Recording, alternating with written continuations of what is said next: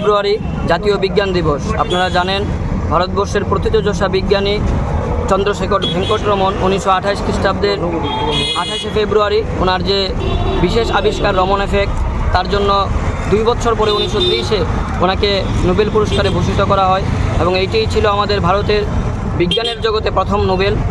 এবং পরবর্তী সময়ে 1986 সন থেকে ভারত সরকার এই দিনটিকে বিশেষ মর্যাদা দেওয়ার জন্য জাতীয় বিজ্ঞান দিবস হিসাবে স্বীকৃতি দেয়। এই দিনে ব্রেক থ্রু সায়েন্স সোসাইটি সারা দেশব্যাপী বিজ্ঞান মনস্কতা প্রসারের জন্য আমরা কাজ করছি। কুসংস্কার মুক্ত ভারত গড়ার লক্ষ্যে আজকের আমাদের এই কর্মসূচির যে কেন্দ্রীয় অনুষ্ঠান আমরা এখানে প্যারাডাইস চৌমুহনীতে শুরু করেছি। এই অনুষ্ঠানে উপস্থিত আছেন ব্রেক থ্রু সায়েন্স সোসাইটির উপদেষ্টা মণ্ডলীর সদস্য তথা ত্রিপুরা বিশ্ববিদ্যালয়ের প্রাক্তন অধ্যাপক প্রিয়শঙ্কর চৌধুরী মহাশয়, মেডিকেল অফিসার প্রাক্তন medical officer doctor Swapan Kumar Das মহাশয় এবং বিভিন্ন স্কুল কলেজ থেকে আগত ছাত্রছাত্রী, শিক্ষক, গবেষকরা। আমরা চাইছি যে স্কুল স্তরে হাতে কলমে বিজ্ঞান শিক্ষার উপরে জোর দেওয়া হোক। সাধারণ মানুষের মধ্যে বিজ্ঞান মনস্কতার প্রসারের জন্য এই যে দিনটা চালু হয়েছে, এই দিনটার যথাযথ মর্যাদা দেওয়া হোক এবং কুসংস্কার বিরোধী যত ধরনের প্রদর্শনী আছে এইগুলি বন্ধ করা হোক।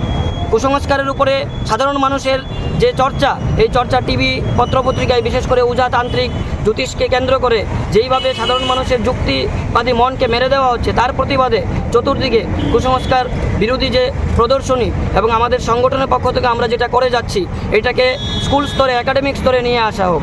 আমরা এর মধ্য দিয়ে মনে করতে চাই, স্মরণ করতে চাই অতীত যুগের বড় মনীষী, বিজ্ঞান মনীষী আছে, বিদ্যাসাগর থেকে শুরু করে মহেন্দ্রলাল সরকার, প্রফুল্লচন্দ্র রায়, এদের মতো যারা মনীষী, এদের চর্চা পাঠ্যপুস্তকের অন্তর্ভুক্ত করা দরকার।